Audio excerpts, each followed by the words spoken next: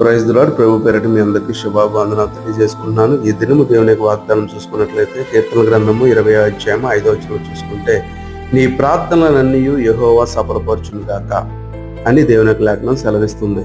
అయితే మన ప్రార్థనలన్నీ సఫలపరచాలి అంటే ఆ ప్రార్థన ఏమై ఉండాలంటే శక్తివంతమైనది అయి ఉండాలి, అవసరమైనది అయి ఉండాలి. అది మనకు ఉపయోగకరమైనది అయితే కనుక ఖచ్చితంగా దేవుడు దాన్ని సఫలపరుస్తాడు. మనం చాలా ప్రార్థనలు చేస్తూ ఉంటాం. ప్రభు నాకు అవసరం ఉంది, నాకు ఇబ్బంది ఉంది, నాకు ఈ బలహీనత ఉంది, నాకు ఆరోగ్యం ఉంది, నాకు ఇది ఉంది, అది ఉందని ప్రార్థన చేస్తాం. అయితే మనకి ఏది అవసరమో అది దానివల్ల నీకు ఉపయోగము అని దేవుడు ఖచ్చితంగా తలస్తే కనుక నీ ప్రార్థన సఫలమవుతుంది.